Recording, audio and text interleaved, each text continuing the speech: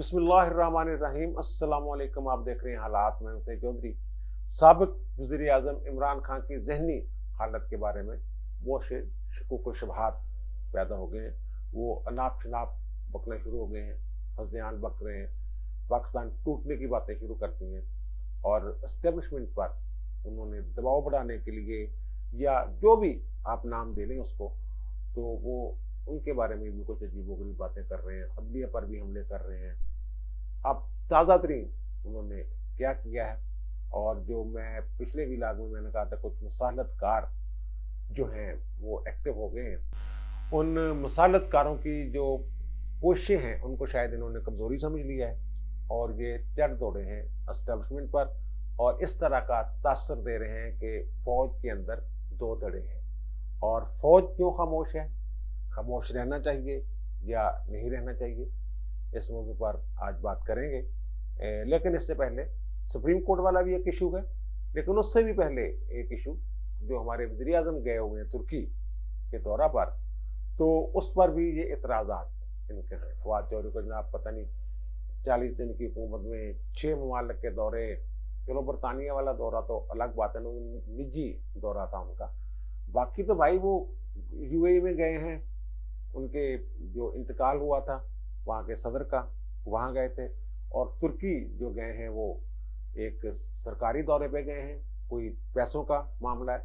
अच्छा, हम तो ये समझते हैं कि अगर कोई वज़ीर आज़म माशी या इक़्तिसादी सूरत-ए-हाल के पेश नज़र या दो ममालिक के दरमियान तल्लुकात की बेहतरी के लिए दौरा करता है तो बड़ी अचीवमेंट में समझते हैं हम उसको, क्योंकि पाकिस्तान जैसे मुल्क को जो इन्होंने पिछले 3.5-4 साल में हाल किया पाकिस्तान का, उसके बाद पाकिस्तान की जो अहमियत है उसको उजागर करने के लिए दुनिया में ये दौरे शौरे ज़रूरी हैं। जैसे मैंने पहले जिक्र किया था कि बिलावल का चीन का और जो अमेरिका का दौरा था, वो मैं समझता हूँ कि मौसर अंदाज में उन्होंने अपना केस पेश किया, कश्मीर पर भी बात की और फिर चाइना में उन्होंने स्टूडेंट्स के लिए रिलीफ लेकर आए। और अब इनके जो इनको मौजूदा हुकूमत को इनके 3.5 साल की जो हरकतें हैं, जिस तरह खारजा पॉलिसी का इन्होंने एक बेहुदा किस्म की खारजा पॉलिसी बना के उस पर अमल करने की कोशिश की, कभी एक तुर्की मलेशिया पाकिस्तान एक ब्लॉक बनाने की कोशिश, और फिर खान साहब जो हैं वो लमलेट हो गए सऊदी अरब के एक कहने का भक्की पे या धमकी पे, और फिर तुर्की वालों को बता दिया जनाब मैंने तो मलेशिया का दौरा करने जाना था, तो मुझे वो धमकी दी है सऊदी अरब वालों ने कि जनाब आपके बंदे जो हैं इतने हज़ार या इतने लाख बंदे जो काम कर रहे हैं वो सऊदी अरब में हम निकाल देंगे, मेरी मजबूरी है मैं मलेशिया नहीं आ सकता। और फिर जब त्यारे पे स्पेशल त्यारे पे मोहम्मद बिन सलमान ने इनको त्यारा दिया था, त्यारे में बैठ के गालियां दे रहे हैं अंदर, यानी वो उनका त्यारा है, वो अंदर सुन रहे होंगे क्या बात है क्या नहीं बात, वहां बैठ के सऊदी निज़ाम पे तनकीद कर रहे हैं कि देखें जनाब ये शहजादे खा गई, देखें ऐसा क्या त्यारा बना लिया इन्होंने, क्या ये वो सोने की फलां चीज लगी, इस तरह की बातें। वो सहारा उन्होंने फिर कहा कि बीच में ही आधे रास्ते में तो इनको मेरा त्यारा वापस करे, चलो वापस जाओ, इससे ज्यादा बेइज्जती क्या हो सकती है।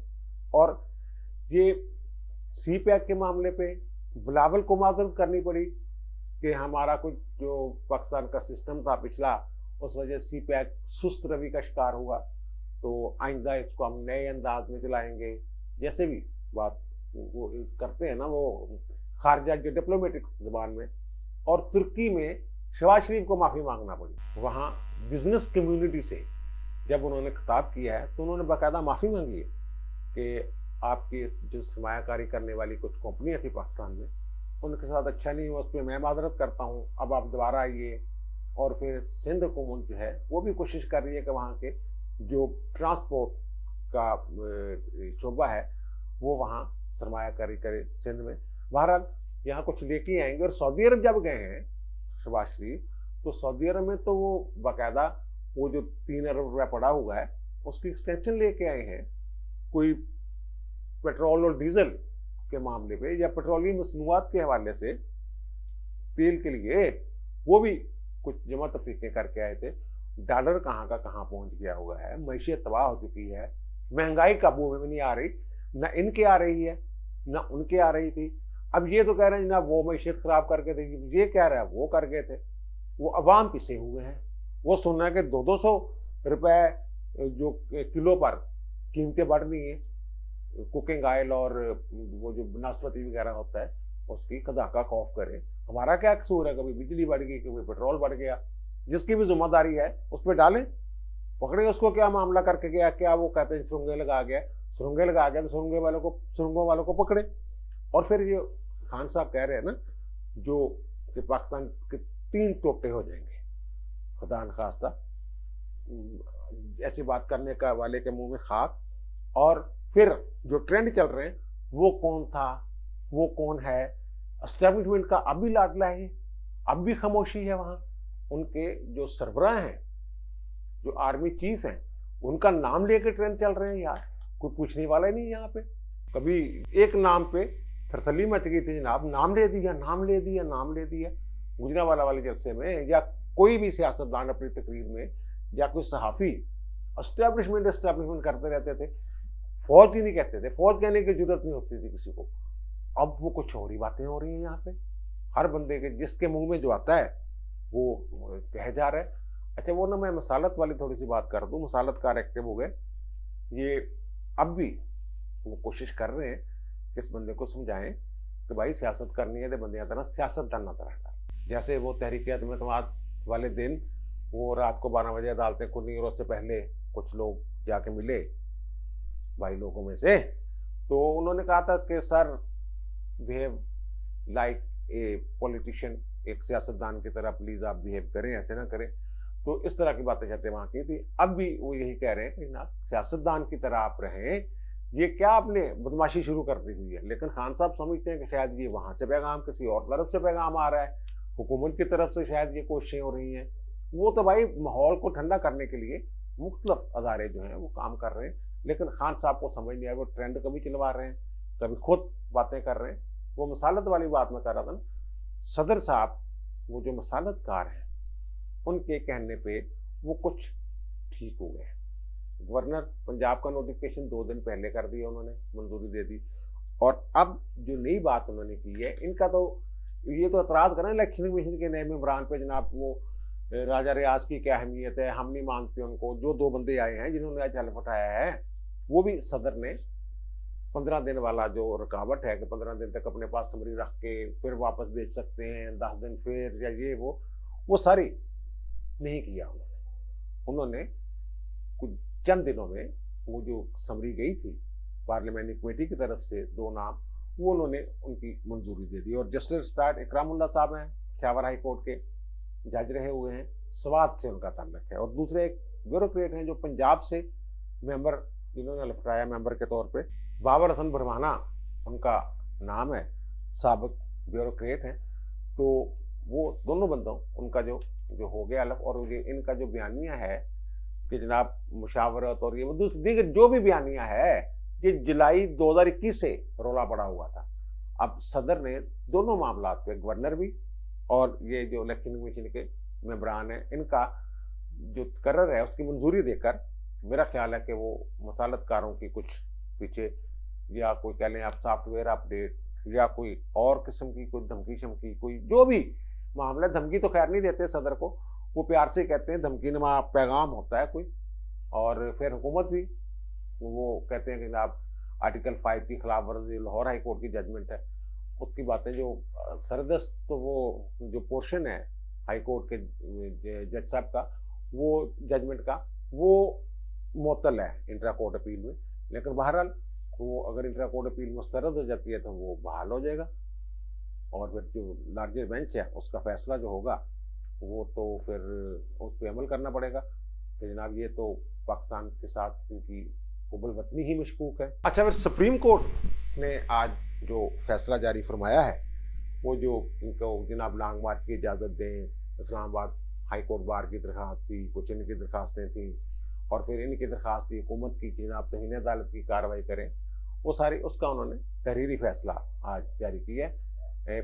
5 रुकनी बेंच था जिसमें चीफ जस्टिस थे उमरदा बंदयाल साहब, एजाज अल एहसन साहब, मुनीब अख्तर साहब, मुज़ाहर अली नकवी साहब और एक याहिया फरीदी साहब थे, केपी से उनका ताल्लुक है।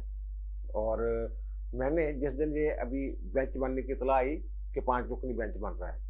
तो मैंने अपने एक दोस्त को मैसेज किया वहाँ कि जनाब ये मुझे बताएं कि बेंच में कौन कौन से जज हैं। तो उसने मुझे लिख के भेजा मिस्टर जस्टिस याहिया अफरीदी। तो मैंने उसको दोबारा मैसेज किया, मैंने कहा यार मैंने बेंच के अरकान के नाम पूछे, आप सिर्फ याहिया अफरीदी का कह रहे हैं। तो उसका फोन आ गया मुझे, उसने कहा आपने पूछा था कि बेंच में कौन कौन से जज हैं, तो वो मैंने लिख के भेजा था याहिया अफरीदी साहब। तो बाकी हम ख्याल है इस तरह की बात, बहरहाल बातें ये तो शुरू से कि बेंच की तश्कील से बहुत सारी चीज़ें जो हैं अंदाजे सहाफ़ी खास तौर पे जो कोर्ट रिपोर्टर हैं वो बड़ी तेज़ी के साथ लगा लेते हैं। ये जब बेंच बना उस वक्त भी अंदाजे लगाए गए कि 4-1 यही बातें होती रही।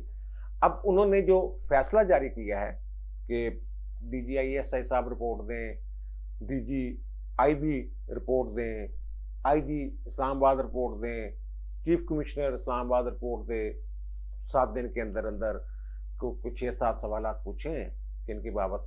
ये जो इन्होंने जब तौहीन अदालत वाली दरखास्त थी उनकी, तब इन्होंने ये कहा था कि हो सकता है इमरान खान को पता ही ना हो, इसलिए हम इस पर कोई कार्रवाई नहीं करेंगे कि ये तो एक मॉब था या एक कह लें हजूम था जिसको कोई कंट्रोल नहीं कर रहा था। अब जो उन्होंने उस दिन ये बातें की थी अपनी ऑब्जर्वेशन, उनको जस्टिफाई करने के लिए ये सवालात पूछे गए हैं। उन्होंने कहा कि हम पहले हकायक का जायज़ा लेना चाहते हैं कि तस्दीक कर लें पहले कि कोई यकीन दहानियों की वायलेशन हुई है या नहीं हुई है, फिर हम कार्रवाई जो है वो करेंगे। उन्होंने कहा कि अगर अटॉर्नी जनरल ने जो हमें बताया है वादिय नज़र में कि यकीन दहानियों को, जो अदालत को यकीन दहानी करवाई गई थी, उसकी वायलेशन हुई है, कुछ एहलकार जो हैं वो भी जख्मी हुए हैं, वहाँ पे दरख्तों को आग लगाई गई, 31 एहलकार जख्मी हुए पथराव वगैरह से, इस तरह की बातें उन्होंने की। उन्होंने कहा हम तहम्मुल और बर्दाश्त का मुजाहरा कर रहे हैं और बज़ाहिर ये लगता है कि वायलेशन हुई है अटॉर्नी जनरल जो कह रहे हैं उसके मुताबिक, लेकिन फिर भी हम ये 6-7 सवाल आते हैं वो पूछ रहे हैं, उन पर रिपोर्ट मांग रहे हैं। अच्छा, एक और बात जो उन्होंने की है, 4 बंदों ने 4-1 से जजमेंट है ना, या अफरीदी साहब ने तो इख्तिलाफी नोट दिया, उन्होंने या अफरीदी साहब ने तो सीधा सीधा कहा है ना कि तो अदालती फैसले की खिलाफ वर्जी की है, तौहीन अदालत की कार्रवाई होनी चाहिए, शोकाज नोटिस जारी किया जाए, इमरान खान को और पूछा जाए कि क्यों ना तौहीन अदालत में तुम्हें सजा दी जाए। और बाकी जो है उन्होंने ये कहा है अपनी जजमेंट में कि भाई वो जो उन्होंने इमरान खान ने वहाँ धरना ख़त्म कर दिया जिना इबनियों पे, और 6 दिन का उन्होंने ऐलान किया कि 6 दिन बाद मैं बताऊंगा, और जिससे चार्ज हजूम जो था, यानी जो लोग बड़े जज्बाती थे उनका वो हजूम जो है वो उन्होंने मुअत्तल किया, या जो भी हुआ कि उनको 6 दिन के लिए उन्होंने ऐलान करके वो हजूम का जो चार्ज था या जज्बात थे उनको उन्होंने नया रुख दिया, जब ठंडा कर दिया, इस तरह की बात उन्होंने की है। यानी अब भी खान साहब की फेवर में ऑब्जर्वेशन वो मौजूद है। और उन्होंने जो सवालात किए हैं जनाब वही कि एक ये बताएं कि जनाब फैसला कब आया था और खान साहब ने कब ऐलान किया कि हम डी चौक पहुंचेंगे। अदालत का फैसला तो यह था ना कि H9 में और G9 में के दरमियान जो पास जो ग्राउंड है वहाँ इंतज़ाम करें 3 घंटे के अंदर अंदर, तो वो उन्होंने पूछा है। तो वो तो भाई सारी दुनिया को पता है, आपकी जजमेंट के कुछ घंटे 1.5 घंटे के बाद खान साहब ने ये कहा था कि आप सुप्रीम कोर्ट ने इजाज़त दे दी है, और फवाद चौधरी का बयान वो भी कि सुप्रीम कोर्ट ने फैसला थोड़ा करना है कि हमने कहाँ जाना है, ये तो हमने फैसला करना है, हमने डी चौक में जाना है, वो भी उसकी जजमेंट आने के बाद। और वो कहते हैं कि आप खान साहब को शायद पता ही नहीं चला। पता चला, क्यों नहीं पता चला खान साहब को? खान साहब को बिलमा बिलहमा अगर नहीं पता चला खान साहब को, फिर तो इससे नालायक बंदा ही कोई नहीं कि आप अदालत में निसार करके एक जगह रुके हो कि अदालत को फैसला देगी तो फिर मैं वहाँ से कुछ अपनी कार्रवाई डालूंगा।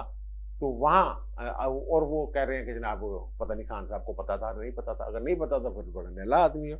और फिर वो कह रहे हैं कि जनाब मुजाहरीन ने कहाँ कब वो बैरियर तोड़े, ममनुआ इलाके में दाखिल हुए, इसके बारे में भी रिपोर्ट दे दें। अपनी जजमेंट के हवाले से वो सारे जो उनको जोड़ जुट रहे हैं।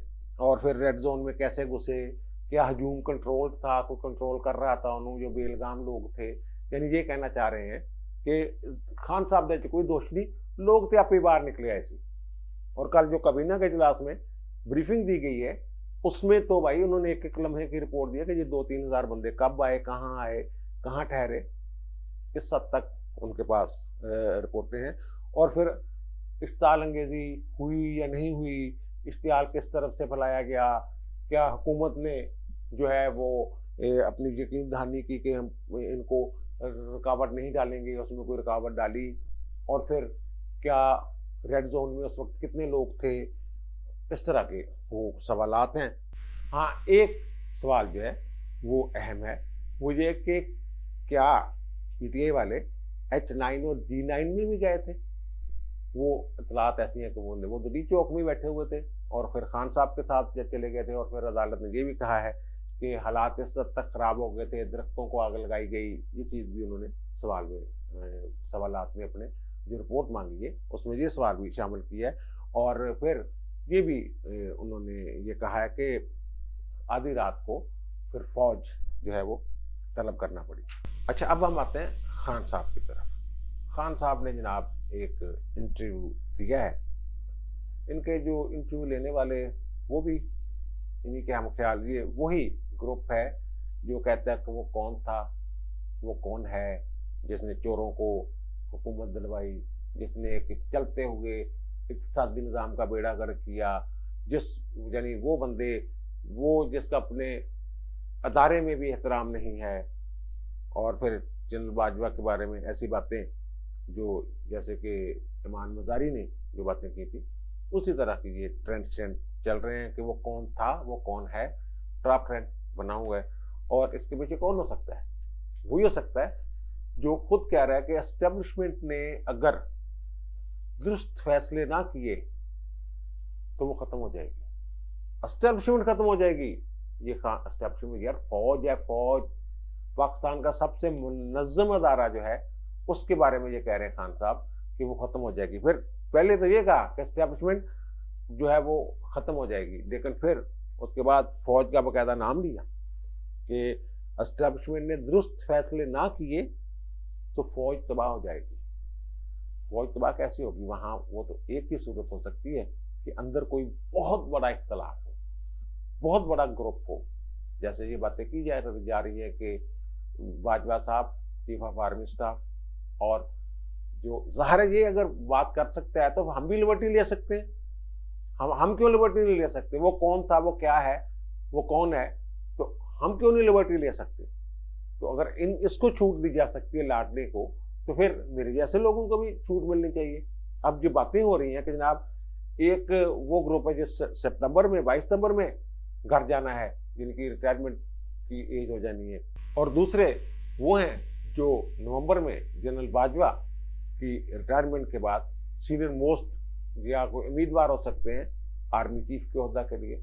इस तरह की बातें अगर हो रही हैं तो फिर खान साहब जो है ये तो सीधा सीधा फिर कह रहे हैं ना कि जनाब एक ग्रुप मेरे साथ है, दूसरा ग्रुप न्यूट्रल है। जो न्यूट्रल्स हैं वो उनकी कमान कर रहे हैं जनाब जनरल बाजवा साहब, और जो न्यूट्रल नहीं है उनकी कमान पता नहीं कौन कर रहा है, क्योंकि ट्रेंड जो चल रहा है वो जनरल बाजवा के खिलाफ चल रहा है कि भाई तू क्यों न्यूट्रल हो गया। ये ट्रेंड चल रहे हैं मतलब व्हाट्सएप ग्रुपों में, ट्विटर पे, फेसबुक पे, जहां जिसका दिल करता है वो डाल रहा है और कोई उनको पूछने वाला नहीं। और खान साहब उनको हलाशेरी दे रहे हैं। खान साहब ने खुद कहा है कि अगर मैं वहां पहुंच जाता डी चौक में तो मेरे बंदों ने हलाशेरी मिल जानी थी, उनको शेर हो जाना था, उन्होंने फिर फायरिंग कर देनी थी, फिर रियासत पर हमला कर देना था। 2 वज़ीर आला मेरे साथ थे, उनके ज़ाहिर में मसल्ला गार्ड भी थे। इस तरह की बातें खान साहब जो है वो कर रहे हैं। दूसरे सुप्रीम कोर्ट में चले गए, जनाब पुरअमन एहतजाज करने का करें, फ्री हैंड दें, मुकम्मल फ्री हैंड, हमें कोई पूछने वाला ना हो। और वो रजिस्ट्रार ऑफ भारत एतराज़ तो लगाया है कि जनाब आप मतबादल फोरम मौजूद है, वहाँ पहले जाएँ, हुकूमत में दरखास्त जो यही होता है ना मतबादल फोरम, अपना फोरम। और फिर दूसरा वो कि पहले भी हमारे पास ये ज़ेरे इल्तवा है मामला।